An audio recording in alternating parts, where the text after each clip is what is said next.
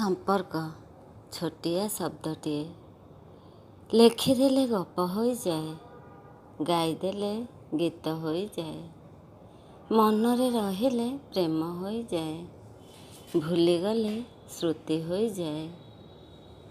ସମ୍ପର୍କ କେବେ ଗଢ଼ା ହୁଏନା, କେବେ କେଉଁଠି କାହା ସହ ଦେଖା ହୋଇଯାଏ, ସମ୍ପର୍କ ଗଢ଼ି ଉଠେ।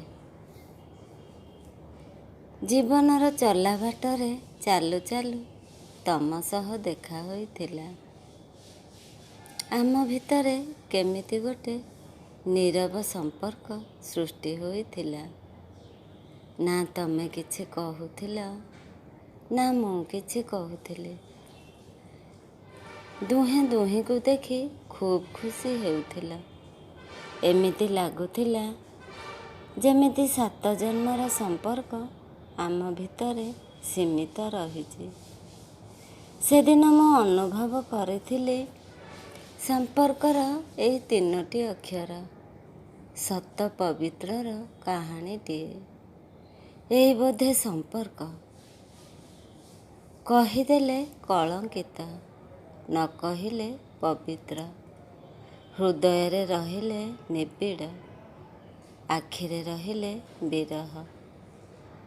ହୁଏତ ସେଦିନ ମୋତେ ଜଣା ନଥିଲା ଭାବନା ଆଉ ସତ ଭିତରେ ଫରକ କ'ଣ।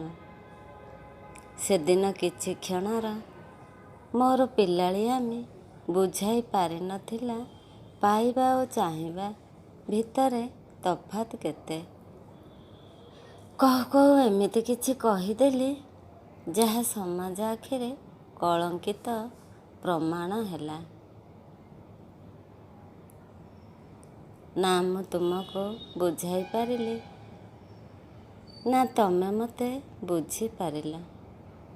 ଧୀରେ ଧୀରେ ଆମ ସମ୍ପର୍କଟା ପାଲଟିଗଲା ମୂକ ବଧିର।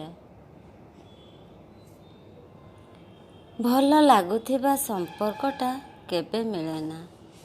ଯେଉଁ ସମ୍ପର୍କ ଭଲ ଲାଗେ ସେ ପାଖରେ ରହେନା। ତମକୁ ନେଇ ଏକ ସୁନ୍ଦର ସମ୍ପର୍କ ଗଢ଼ିବାର ସ୍ୱପ୍ନ ଥିଲା।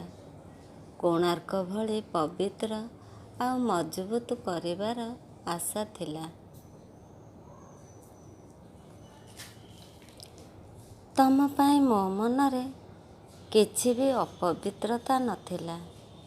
ଏବେ ବି ପବିତ୍ର ଆସନଟେ ତମ ପାଇଁ ରହିଛି।